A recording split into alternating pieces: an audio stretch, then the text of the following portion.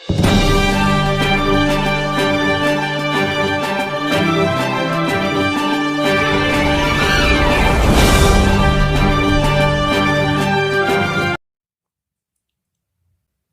Everyone, welcome to कक्षा affairs, अपनी कक्षा अपना एग्जाम। आज इस वीडियो लेक्चर में हम डिस्कस करेंगे 10 फरवरी 2022 के करंट अफेयर के क्वेश्चन के बारे में। उसी के साथ हम डिस्कस करेंगे कि हमारे इन जो करंट अफेयर के क्वेश्चन बनेंगे उसके साथ हमारे स्टैटिक जीके और जनरल स्टडीज के किस तरीके के क्वेश्चन बन सकते हैं उनको भी डिस्कस करेंगे। हमारा ये करंट अफेयर का डेली शो है वो डेली मॉर्निंग में 7 बजे है वो ये आता है। इसके अलावा अगर आप इस लेक्चर की पीडीएफ चाहते हो तो ये पीडीएफ हमारे टेलीग्राम ग्रुप में आपको मिल जाएगी, जिसका लिंक है वो नीचे डिस्क्रिप्शन बॉक्स में दे रखा है। इसके अलावा आप हमें फेसबुक और इंस्टाग्राम पे भी फॉलो कर सकते हैं, जो जहाँ पर हमारा पेज बना हुआ है कक्षा अफेयर नाम से। तो शुरू करते हैं आज का पहला क्वेश्चन। फर्स्ट क्वेश्चन है, किस राज्य ने स्वच्छ ऊर्जा तकनीक विकसित करने के लिए सोशल अल्फा के साथ समझौता ज्ञापन हस्ताक्षर किए है? ऑप्शन है केरल, पश्चिम बंगाल, कर्नाटक या फिर मध्य प्रदेश। तो हाल ही में केरल सरकार ने है वो केरल विकास और नवाचार रणनीति परिषद यानी कि Kerala development and innovative strategy council and energy management centre AMC के माध्यम से है वो इस समझौते पर हस्ताक्षर किए हैं। किसने किए हैं? Kerala development and innovation strategy council KDIC and energy management centre ने है वो स्वच्छ ऊर्जा तकनीकी विकसित करने के लिए सोशल अल्फा के साथ है वो ये समझौता ज्ञापन हस्ताक्षर किए। इसके अलावा हाल ही में है वो केरला में पहला वैज्ञानिक पक्षी एटलस मिला है। केरला को पहला वैज्ञानिक पक्षी एटलस मिला है। इसके अलावा भारत का पहला ग्राफीन नवाचार केंद्र यहाँ पर खोला गया है। ग्राफीन नवाचार केंद्र यहाँ पर खोला गया केरला में, भारत का पहला। इसके अलावा भारत का पहला ड्रोन फोरेंसिक अनुसंधान केंद्र खोला गया हाल ही में केरला में। भारत का पहला ड्रोन फोरेंसिक अनुसंधान केंद्र है वो खोला गया है।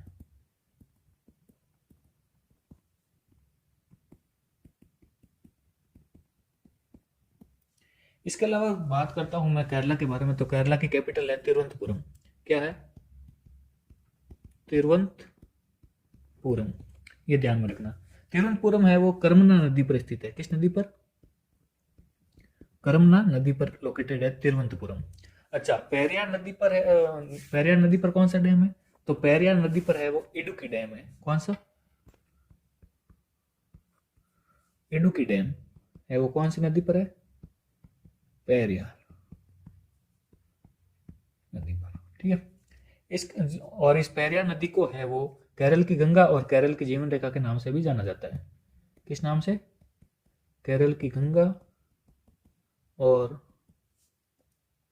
केरल की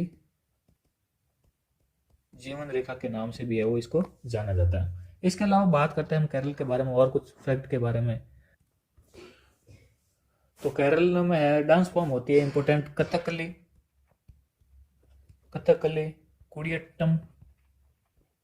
कुडियट्टम, मोहिनी अट्टम, ये इंपोर्टेंट डांस फॉर्म। इसके अलावा इंपोर्टेंट डांस फॉर्म बनती है कि थुलाल। कौन सी? थुलाल। ये सारी चीज आपको ध्यान में रखना है। इसके अलावा फेस्टिवल की बात करता हूं तो यहाँ पर ओणम, त्रिशूर पूरम, विशु, थयम महोत्सव, केरल नाव उत्सव, कोडुगलूर, ब्रह्मणी उत्सवी, अट्टुकल पोंगल, तो ये सारी चीजें ध्यान रखना। इसके अलावा यहाँ पर एरिकुलम नेशनल पार्क है, एराविकुलम नेशनल पार्क है, पेरियार नेशनल पार्क है, साइलेंट वैली नेशनल पार्क। अच्छा, फूलों की घाटी नेशनल पार्क कहाँ पर है? इसका आंसर आपको नीचे कमेंट बॉक्स में देना है। पोमदुम सोलर राष्ट्रीय उद्यान है, कैरिम पूजा राष्ट्रीय उद्यान है, चिमनी वाइल्ड लाइफ सेंचुरी है, पिची बजानी वाइल्ड लाइफ सेंचुरी है। अच्छा, पेरियार नेशनल पार्क में है वो एक इंपॉर्टेंट टेंपल है जिसका नाम है सबरीमाला टेंपल। कौन सा? सबरीमाला टेंपल है वो पेरियार नदी नेशनल पार्क में है और ये है पाम्बा रिवर के पास है। किस रिवर के पास ये टेंपल है? पाम्बा रिवर के पास। ये ध्यान में रखना। ठीक है, ये सारे पॉइंट है वो इंपॉर्टेंट पॉइंट आपको ध्यान में रखना है केरल के बारे में। नेक्स्ट क्वेश्चन है, कच्छोत पर्व कहां पर मनाया गया है? ऑप्शन है लद्दाख, जम्मू कश्मीर, असम, सिक्किम। तो हाल ही में कच्छोत पर्व है वो जम्मू कश्मीर में मनाया गया है। कहां पर? जम्मू कश्मीर में है वो कच्छोत पर्व मनाया गया है। इसके अलावा जम्मू कश्मीर में है वो ट्यूलिप फेस्टिवल भी मनाया जाता है। कौन सा? ट्यूलिप फेस्टिवल भी मनाया जाता है। इसके अलावा शिकारा महोत्सव भी मनाया जाता है, शिकारा फेस्टिवल।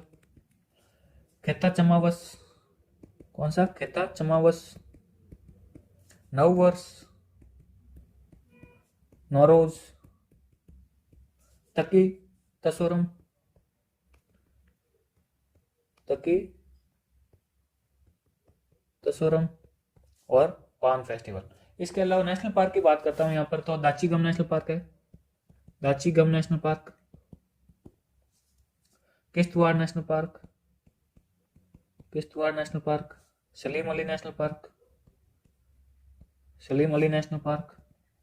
और Gulmarg wild life sanctuary, Gulmarg wild life sanctuary. इसके अलावा बात करते हैं जम्मू कश्मीर में, तो जम्मू कश्मीर की कैपिटल है श्रीनगर और जम्मू। विंटर में है जम्मू, जम्मू है वो विंटर की है, और समर में है कश्मीर, समर में है कश्मीर, ठीक है। और इसके राज्यपाल है मनोज सिन्हा। कौन है? मनोज सिन्हा है यहाँ के राज्यपाल है। इसके अलावा बात करता हूं मैं यहाँ की, तो पहले राज्यपाल कौन थे? जीसी मुर्मू, जीसी मुर्मू है वो पहले राज्यपाल थे यहाँ के, और प्रेजेंट टाइम है मनोज सिन्हा। इसके अलावा कश्मीर में है वो केसर करेवा नाम की मिट्टी पर उगाया जाता है। केसर है वो किस मिट्टी पर? करेवा नाम की मिट्टी पर, करेवा नाम की मिट्टी पर है वो उगाया जाता है। कौन सा? केसर। और वर्ल्ड में ईरान द्वारा सर्वाधिक उत्पादक कश्मीर के अलावा सिक्किम में भी है वो अब केसर की खेती उगाई जाती है। वर्ल्ड में सबसे ज्यादा सर्वाधिक, इंडिया में सर्वाधिक कहां पर है? जम्मू कश्मीर में केसर है, और वर्ल्ड में ईरान में। अब जम्मू कश्मीर के अलावा है वो सिक्किम में भी अब इसकी खेती शुरू हो चुकी है, सिक्किम में भी है वो केसर उगाना चालू कर दिया गया है। केसर की किस्म की बात करता हूं तो इसमें लच्छा, मोगरी, गुच्ची। मोगरी को है वो हाल ही में जीआई टैग मिल चुका है, जीआई टैग मिल चुका है, तो ये सारी चीजें ध्यान में रखना। पंपोरा क्षेत्र है वो कश्मीर का अच्छी किस्म की केसर पाई जाती है। किस क्षेत्र में? पंपोरा क्षेत्र में, पंपोरा क्षेत्र में है वो अच्छी किस्म की केसर पाई जाती है।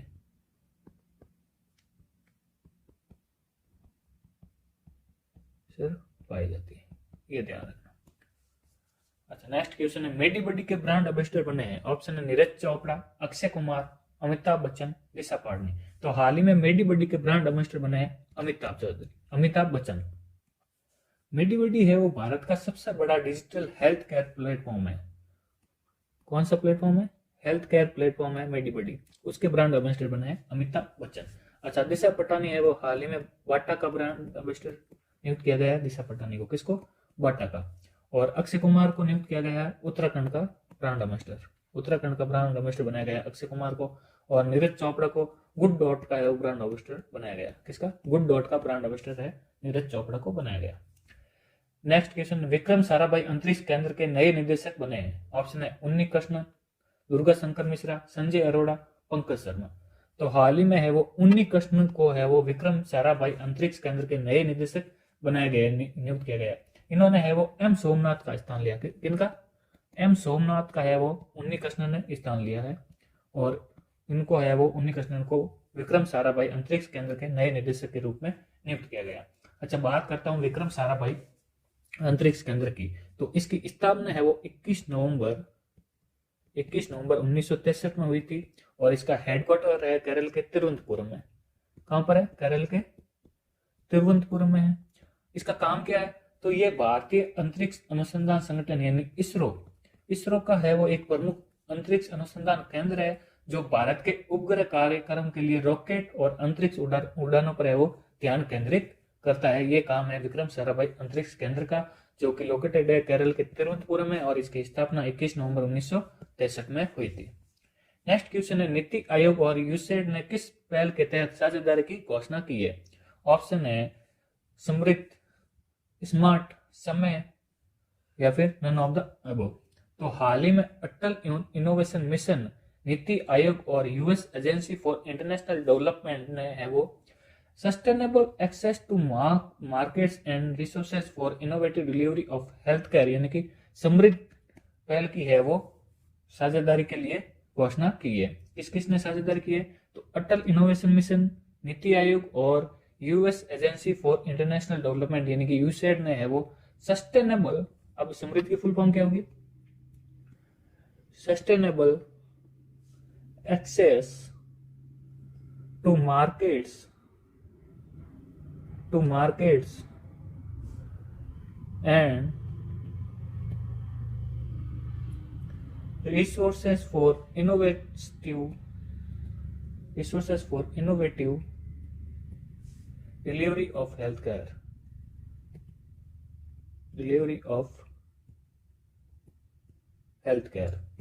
इसकी है वो साझेदारी पर घोषणा की है नीति आयोग, अटल मिशन और यूसैइड ने। तो ये चीज ध्यान में रखना। इसमें होगा क्या कि इसका उद्देश्य है टीयर टू एंड टीयर 3 के जो शहरी और ग्रामीण इलाके हैं और आदिवासी क्षेत्र है उनमें है वो सस्ती और गुणवत्तापूर्ण स्वास्थ्य सेवा तक पहुंचने में सुधार करना है। यानी कि टीयर 2 और टीयर 3 के जो भी आबादी क्षेत्र है और आदिवासी आबादी क्षेत्र है उनमें है वो सस्ती और गुणवत्तापूर्वक है जितनी भी अपनी हेल्थ केयर की सिस्टम है उसको है वो इजीली है वो वहां तक पहुंचाने के लिए ये साझेदारी की गई है। नेक्स्ट क्वेश्चन है, वित्त वर्ष 2020-21 में पीएम केयर्स फंड का कोष कितने गुना बढ़कर 10,990.17 करोड़ रुपए हुआ है? ऑप्शन है 2, 3, 4, 5।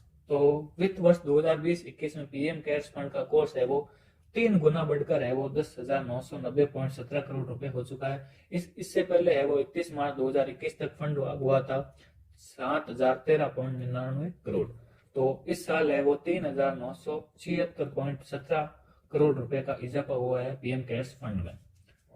तो ये सारी चीजें आपको ध्यान में रखना है। और इस फंड की स्थापना है वो 27 मार्च 2020 को हुई थी। कब हुई थी? 27 मार्च 2020 को है वो इसकी स्थापना हुई थी। और पीएम केयर्स फंड एक समर्थित राष्ट्रीय कोष भी है। इसका उद्देश्य क्या है? उद्देश्य है किसी भी प्रकार की आपात स्थिति या संकट की स्थिति से निपटाना है। जैसे कि कोविड-19 आया था, उसके द्वारा उस महामारी द्वारा है वो उत्पन्न स्थिति में प्रधानमंत्री पीएम केयर फंड के प्रधान अध्यक्ष के तहत है उन्होंने हेल्प की थी लोगों की। और जो ये पीएम केयर्स फंड है इसका कोष का अध्यक्ष होगा पीएम खुद, इंडिया का पीएम होगा वही इसका अध्यक्ष होगा। तो ये सारी चीजें आपको ध्यान में रखना है। नेक्स्ट क्वेश्चन है, वित्तीय साक्षरता सप्ताह 2022 कब से शुरू होने वाला है? ऑप्शन है 11 फरवरी, 10 फरवरी, 15 फरवरी या फिर 14 फरवरी। तो वित्तीय साक्षरता सप्ताह है वो 2022 शुरू होने वाला है 14 फरवरी से। कब शुरू होने वाला? 14 फरवरी से है ये वित्तीय सप्ताह शुरू होने वाला है। और ये कब तक चलेगा? तो 18 फरवरी तक है ये चलेगा। कब तक? 14 फरवरी से 18 फेब तक है ये चलेगा। ठीक है। इसकी थीम क्या है? थीम है गो डिजिटल गो सिक्योर। गो डिजिटल गो सिक्योर। ठीक है, ये चीज है। अब ये मनाएगा कौन? ये जो विश्व साक्षरता सप्ताह है वो मनाएगा नीति आयोग। कौन मनाएगा? आरबीआई, नीति आयोग नहीं, RBI, reserve bank of India. Next है, किसने माइक्रोसॉफ्ट क्लाउड के लॉन्च के लिए माइक्रोसॉफ्ट के साथ साझेदारी की है? ऑप्शन है सोनाटा सॉफ्टवेयर, एप्पल ने, फेसबुक ने या फिर गूगल ने। तो हाल ही में सोनाटा सॉफ्टवेयर ने है वो माइक्रोसॉफ्ट क्लाउड के लॉन्च के लिए माइक्रोसॉफ्ट के साथ है वो साझेदारी की है। सोनाटा सॉफ्टवेयर है वो एक वैश्विक आईटी सेवा और प्रौद्योगिकी समाधान कंपनी है जिसकी है वो स्थापना हुई थी 1986 में और इसका हेडक्वार्टर है बेंगलुरु में। कहां पर है? बेंगलुरु में इसका हेडक्वार्टर है। और इसके एमडी एंड सीईओ है श्री पी श्रीकर रेड्डी। क्या है? पी श्रीकर रेड्डी इसके एमडी और सीईओ है। बात करता हूँ माइक्रोसॉफ्ट के सीईओ और अध्यक्ष की, तो माइक्रोसॉफ्ट के सीईओ और अध्यक्ष है सत्य नडेला और इसका हेडक्वार्टर है रेडमंड, वॉशिंगटन, यूएसए। कहां पर है? Washington, USA. वॉशिंगटन में कहा पूछ ले तो ये ध्यान रखना है रेडमंड वॉशिंगटन यूएसए में है इसकी हेडक्वार्टर है किसका? माइक्रोसॉफ्ट का। नेक्स्ट क्वेश्चन, ग्रामीण महिलाओं को उद्यमी बनाने के लिए अमेजन इंडिया ने किस राज्य के साथ है वो समझौता किया है? ऑप्शन है केरल, कर्नाटक, महाराष्ट्र, तमिलनाडु। तो हाल ही में है वो अमेजन इंडिया ने ग्रामीण महिलाओं को उद्यमी बनाने के लिए कर्नाटक राज्य के साथ है वो एक समझौते पर हस्ताक्षर किया है।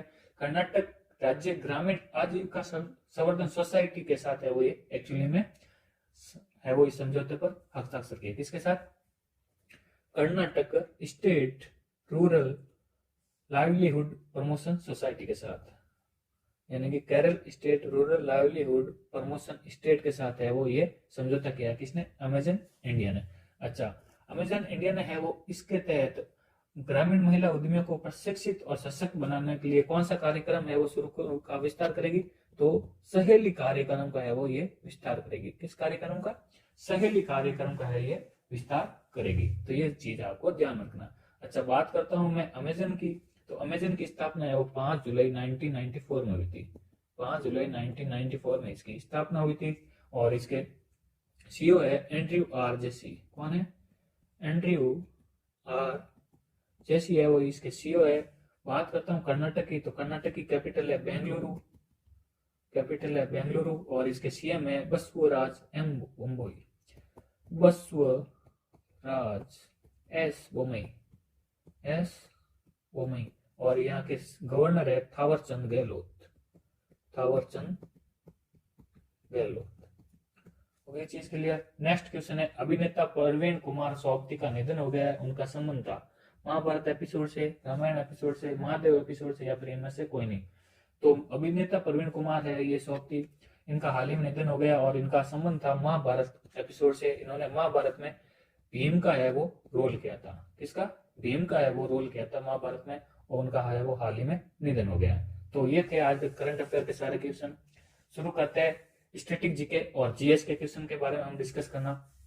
तो फर्स्ट क्वेश्चन है ब्रह्मपुत्र नदी। तो ब्रह्मपुत्र नदी का अपोक्षेत्र है वो 3 देशों में होता है। चाइना, जो कि चाइना या फिर तिब्बत का, जो तिब्बत है वो चाइना के अंदर रहता है, भारत और बांग्लादेश के बीच में। एक तो पॉइंट ये ध्यान रखना है। और ये इस नदी को है वो बर्मा की बेटी के नाम से भी जाना जाता है। किसकी बेटी से? बर्मा की बेटी के नाम से भी है वो जाना जाता है। इसका उद्गम होता है मानसरोवर झील के निकट आंगसी ग्लेशियर से। किससे? आंगसी ग्लेशियर से है इसका उद्गम होता है। इसके अलावा मैं इस नदी के बारे में बात करते हैं। तो इस नदी का बेसिन है वो मानसरोवर झील से मरियन ला दर्रे से पृथक हो जाता है, और इस नदी का अधिकतर मार्ग है तिब्बत यानी कि चीन में, और तिब्बत में इसको जाना जाता है सांगपो नदी से। तिब्बत में किस नाम से? सांगपो नदी से है वो इसको जाना जाता है। सांगपो या फिर आप कह दो थारलुंग तिब्बत में। अच्छा, इंडिया में कहां से है वो एंट्री करती है? तो अरुणाचल प्रदेश में है वो ये एंट्री करती है, और अरुणाचल प्रदेश में इसको कहते हैं दिहांग। क्या कहते हैं? दिहांग है वो इस नदी को कहा जाता है। और इसमें है वो असम के पास है वो 2 नदियां है वो इसमें मिल जाती है, और जब ये 2 नदियां मिलती है, दोनों नदियों का नाम है दिबांग और लोहित। अगर ये दोनों नदियां इसमें मिल जाती है तब तो इसका नाम है वो ब्रह्मपुत्र पड़ जाता है। जब इसमें दिबांग, ना कि दिहांग, दिबांग और लोहित नदियां जब इसमें सम्मिलित हो जाती है असम के पास, तो इसको है वो ब्रह्मपुत्र के नाम से जाना जाता है।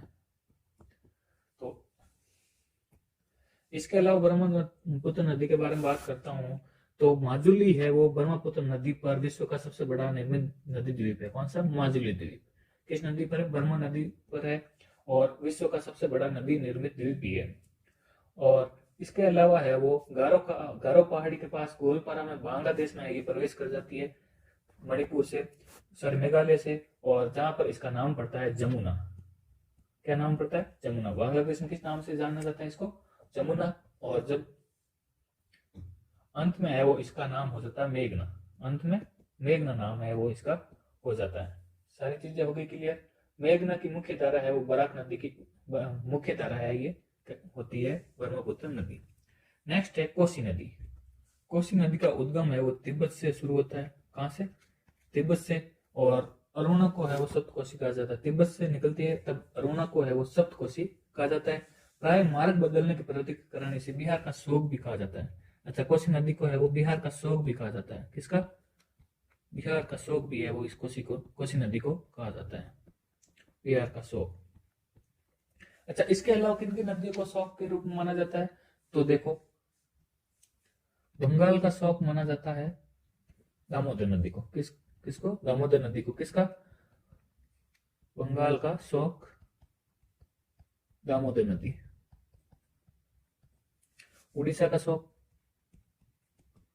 उड़ीसा का शोक माना जाता है, ये माना जाता है आपका महानदी, उड़ीसा का महानदी। और बिहार का शोक कोसी नदी।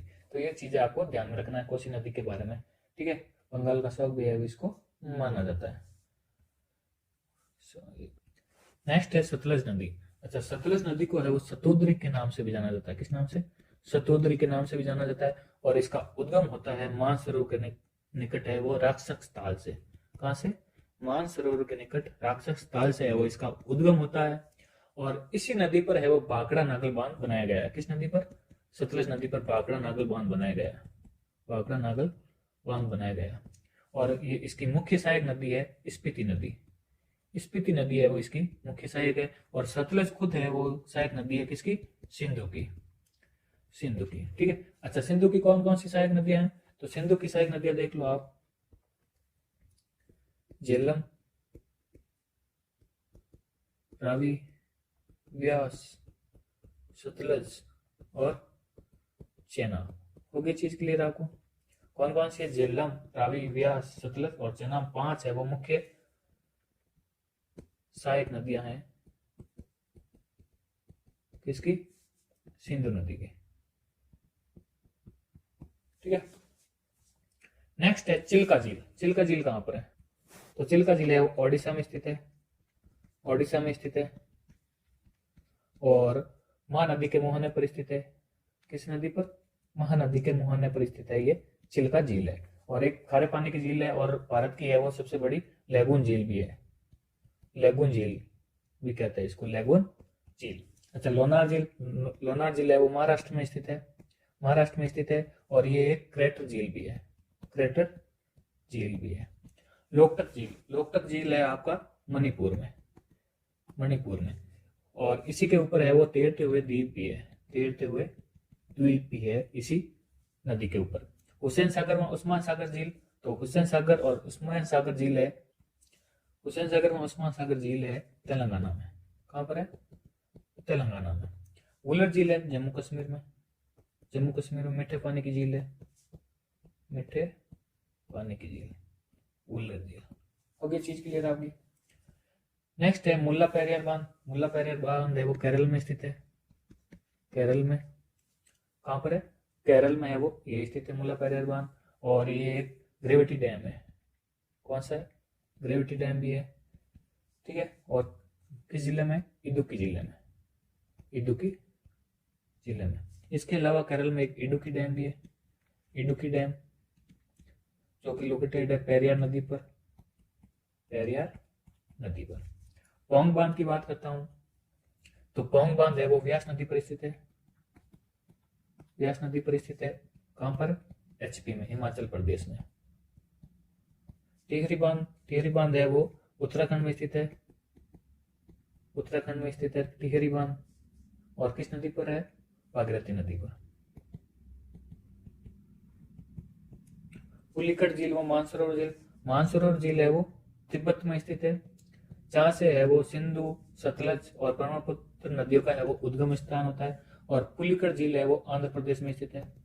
आंध्र प्रदेश में पुलिकट झील स्थित है। तो ये सारी चीजें आपको ध्यान में रखना। नेक्स्ट है भाखड़ा नागल बांध। भाखड़ा नागल बांध किस नदी पर स्थित है? तो ये है सतलज नदी पर स्थित है। किस पर? सतलज नदी पर है वो भाखड़ा नागल डैम है वो स्थित है। वेमनाथ झील। वेमनाथ झील है वो केरल की एक लैगून झील है। केरल की लैगून झील है जो कि केरल राज्य की सबसे बड़ी लैगून झील है। केरल राज्य की सबसे बड़ी लैगून झील भी है। और ये झील है वो केरल के कोट्टायम, अलपुजा व एर्नाकुलम झीलों की सीमाओं को वेमनाथ झील स्पर्श है ये करती है। महानदी की बात करता हूं। महानदी पर है वो हीराकुंड डैम लोकेटेड है। कौन सा? हीराकुंड डैम है वो इस पर बना हुआ है। और इस नदी पर निर्मित संसार का सबसे लंबा ये बांध है। संसार का सबसे लंबा बांध है ये हीराकुंड डैम। हो गई चीज क्लियर? पुलिकट जिला और मानसरोवर जिला हमने डिस्कस कर दिया। मानसरोवर का तिब्बत में, जहां से हमारा सिंधु, सतलज का और ब्रह्मपुत्र नदी का उद्गम स्थल होता है। और पुलिकट जिला है वो आंध्र प्रदेश में लोकेटेड है, ठीक है। नेक्स्ट है रेगुलेटिंग एक्ट 1773। इसको रिविजन में कर लेते हैं।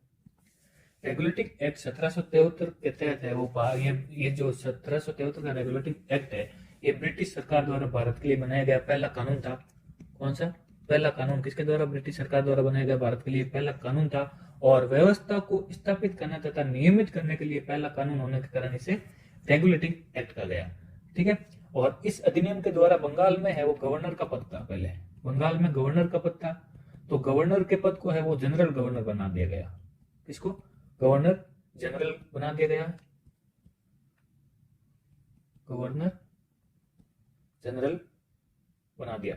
और बॉम्बे व मद्रास यहाँ पर है वो गवर्नर पद का है वो शुरू किया गया, गवर्नर पद को। अच्छा, भारत के प्रथम गवर्नर जनरल, सॉरी, बंगाल के प्रथम गवर्नर जनरल कौन थे? तो बंगाल के प्रथम गवर्नर जनरल बने वॉरेन हेस्टिंग्स, वॉरेन हेस्टिंग्स। अच्छा, इसी एक्ट के द्वारा कलकत्ता में है वो सर्वोच्च न्यायालय लाने का है वो प्रस्ताव रखा गया। और 1774 में है वो कलकत्ता में सर्वोच्च न्यायालय की स्थापना कर दी गई। और जिसके पहले है वो मुख्य न्यायाधीश बने थे, वो बने थे आपके लॉर्ड इम्पे। कौन? लॉर्ड इम्पे है वो इसके पहले मुख्य न्यायाधीश बने थे इस सर्वोच्च न्यायालय के। हो गया चीज कर लिया। अच्छा, पिट्स इंडिया एक्ट 1784। अब ये एक्ट क्यों आया? तो 1784 का ये एक्ट आया। 1773 के कुछ एक्ट में है वो कमी रह गई थी, उनको कमियों को दूर करने के लिए इस एक्ट को है वो पारित किया गया। और इस एक्ट में है वो 6 कमिश्नरों के एक बोर्ड का गठन हुआ। कितने? 6 कमिश्नरों के एक बोर्ड का गठन हुआ, जिससे भारत में अंग्रेजी क्षेत्र पर नियंत्रण का पूरा है वो अधिकार दे दिया गया। ठीक है, ये सारी चीज आपको ध्यान में रखना है। नेक्स्ट है 1853 का चार्टर एक्ट। 1853 का चार्टर एक्ट, इस एक्ट के तहत है वो इंडिया में सिविल सेवकों के चयन के लिए खुली प्रतियोगिता का आयोजन शुरू किया गया। किसके लिए? इंडिया में सिविल सर्विस के लिए खुली भर्ती का है वो आयोजन किया गया। खुली प्रतियोगिता भर्ती का है वो आयोजन किया गया इसी चार्टर एक्ट के तहत। 1858 का अधिनियम। 1818 के अधिनियम में क्या हुआ कि जो ब्रिटिश ईस्ट इंडिया कंपनी का शासन है उसको समाप्त कर शासन की जिम्मेदारी सौंप दी गई ब्रिटिश क्राउन को। ब्रिटिश क्राउन को है वो इसकी शासन की जिम्मेदारी सौंप दी गई 1858 के अधिनियम के तहत ईस्ट इंडिया कंपनी से छीन कर। और जो भारत का गवर्नर जनरल था, अब उसको भारत का वायसराय कहा जाने लगा था। वायसराय है वो कहा जाने लगा था भारत के गवर्नर जनरल को। और board of directors and board of control के समस्त अधिकार है वो भारत सचिव को सौंप दिए गए। और जो बोर्ड ऑफ डायरेक्टर और बोर्ड ऑफ कंट्रोल के सारे अधिकार है वो भारत के सचिव को है वो सौंप दिए गए। अच्छा, तो भारत का है वो प्रथम गवर्नर जनरल कब वो बनाया गया था? तो 1833 के चार्टर एक्ट द्वारा बंगाल का जो गवर्नर जनरल था उस पद को है वो नाम बदलकर भारत का गवर्नर जनरल किया। किसके तहत? 1833 का जो चार्टर एक्ट नियम था उसी के तहत है वो बंगाल का गवर्नर जनरल पद खत्म करके और भारत का गवर्नर जनरल किया गया। और जो लॉर्ड विलियम बेटिक थे, लॉर्ड विलियम बेटिक है वो भारत के प्रथम गवर्नर जनरल बने। गवर्नर जनरल कौन बने भारत के प्रथम? Lord William Bentinck. ठीक है, इसके बाद बात करता हूं 1861 का भारतीय परिषद अधिनियम। जो भारत का 1858 का अधिनियम था वो अपनी कसौटी पर पूर्णतः खड़ा नहीं उतरा।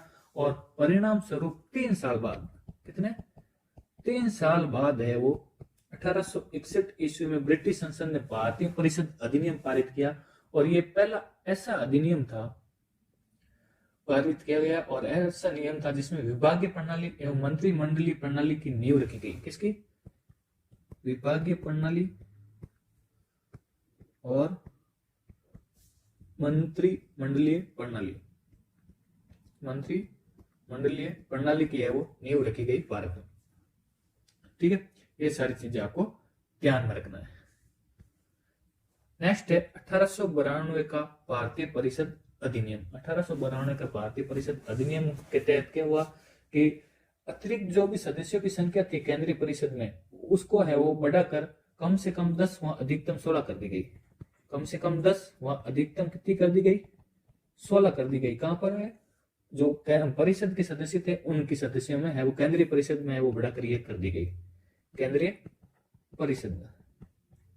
अच्छा, परिषद के जो सदस्य को कुछ अधिक अधिकार मिले इसी के साथ। और जो वार्षिक बजट था तो वार्षिक बजट पर है वो वाद विवाद इससे संबंधित प्रश्न है वो पूछे जा सकते थे।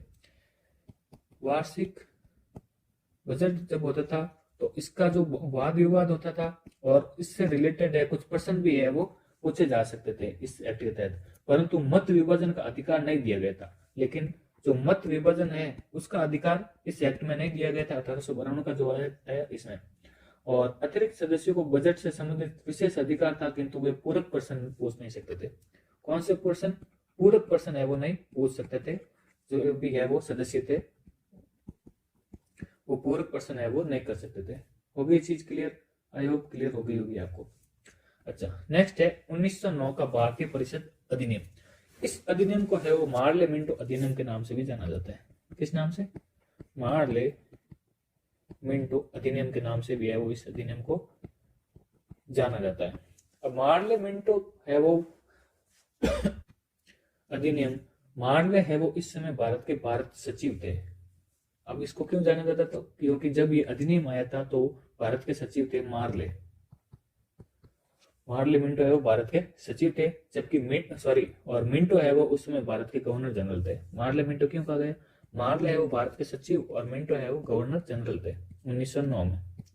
ठीक है, गवर्नर जनरल थे। और इस एक्ट के द्वारा भारत में पहली बार सांप्रदायिक निर्वाचन प्रणाली की शुरुआत की गई। सांप्रदायिक निर्वाचन प्रणाली की है वो शुरुआत की गई भारत में पहली बार। ठीक है, इसके अलावा ये केवल मुसलमानों पर भी लागू की गई सिर्फ, लेकिन केवल मुसलमानों पर ही लागू की गई। ये जो निर्वाचन प्रणाली थी वो लागू की गई थी। ठीक है, अब सांप्रदायिक निर्वाचन प्रणाली के अंतर्गत कुछ ऐसे स्थान निर्धारित किए गए जहां केवल मुसलमानों को ही मत देने का अधिकार दिया गया था। इसके अलावा के.एम. मुंशी के अनुसार है वो इस व्यवस्था ने भारत में उभरते हुए लोकतंत्र की हत्या कर दी। के.एम. मुंशी के अनुसार है वो इस व्यवस्था ने भारत में उभरते हुए लोकतंत्र की हत्या कर दी और इस अधिनियम को है वो भारत में सांप्रदायिकता की वैधानिक शुरुआत कहा जाता है।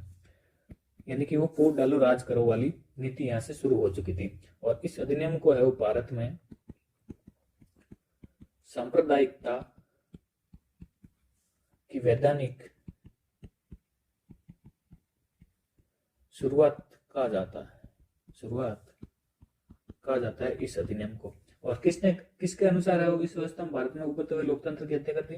तो के.एम. मुंशी के अनुसार है वो भारत में उभरते हुए लोकतंत्र की हत्या कर दी। ये चीज आपको ध्यान। नेक्स्ट है 1919 का भारतीय परिषद अधिनियम और इस अधिनियम को है वो जाना जाता है मॉन्टेग्यू चेम्सफोर्ड अधिनियम। इस नाम से मॉन्टेग्यू चेम्सफोर्ड अधिनियम के नाम से जाना जाता है और ये बहुत ही इंपोर्टेंट अधिनियम है, इसको जरा ध्यान से देखना। मॉन्टेग्यू इस समय भारत के सचिव थे। 1909 में मार्ले था और 1919 में कौन है? मॉन्टेग्यू। ठीक है, मॉन्टेग्यू है भारत का सचिव था और जो चेम्सफोर्ड है वो था गवर्नर जनरल। कौन था? Governor general. अगस्त 1918 में मॉन्टेग्यू चेम्सफोर्ड रिपोर्ट रखी गई और रिपोर्ट के आधार पर 1919 का है वो अधिनियम तैयार किया गया था। इस अधिनियम की प्रस्तावना में है वो पहली बार उत्तरदायी शासन शब्द का उल्लेख किया गया। किस शब्द का? उत्तरदायी शासन शब्द। इसका शब्द का है वो उल्लेख किया गया इस अधिनियम में पहली बार। और इसके कारण क्या थे? तो इसके कारण थे प्रथम विश्व युद्ध में भारतीयों द्वारा सहायता। जब फर्स्ट युद्ध हुआ था वर्ल्ड वॉर, तो प्रथम विश्व युद्ध में भारतीयों ने वो सहायता प्रदान की थी, उसका एक ये कारण था। और 1916 में कांग्रेस का लखनऊ अधिवेशन, जिसमें कांग्रेस के नरम दल व गरम दल तथा कांग्रेस व मुस्लिम लीग के बीच वो समझौता हुआ। जब 1916 में लखनऊ में ये अधिवेशन हुआ था कांग्रेस का, तो वहां पर समझौता हुआ था किन किन के बीच में? गरम दल और नरम दल के बीच में, गरम दल व नरम दल के बीच में, और कांग्रेस व मुस्लिम लीग के बीच में, कांग्रेस व मुस्लिम लीग के बीच में ये समझौता हुआ था। इसके अलावा 1914 में बाल गंगाधर तिलक व एनी बेसेंट के नेतृत्व में चलाया गया होम रूल आंदोलन। कौन सा आंदोलन? होम रूल आंदोलन। ये कारण थे जो कि इस वर्ड का है वो यूज किया गया पहली बार इस अधिनियम में। ठीक है। इसके अलावा जो ये अधिनियम हुआ, इसके द्वारा भारत में पहली बार केंद्र और राज्यों के बीच कार्यों का बंटवारा किया गया। केंद्र और राज्यों के बीच जो भारत है वो कार्य का बंटवारा किया गया और प्रांतों में है वो दोहरा शासन स्थापित किया। जितने भी प्रांत थे उसमें दोहरा शासन है वो स्थापित किया गया इसी एक्ट के तहत। ठीक है, ये चीजें आपको ध्यान में रखना है। और पहली बार है वो लोक सेवा आयोग की स्थापना का प्रावधान भी इसी एक्ट में किया गया। इसके एक्ट के बारे में और पढ़ेंगे आगे हम। तो आज के वीडियो के लिए बस इतना ही। आई होप आपको ये वीडियो पसंद आया होगा। अगर आपको ये वीडियो पसंद आया है तो आप अपने स्टडी ग्रुप और दोस्तों के साथ शेयर जरूर करें। तो मिलते हैं अगले वीडियो में, तब तक के लिए जय हिंद, जय भारत।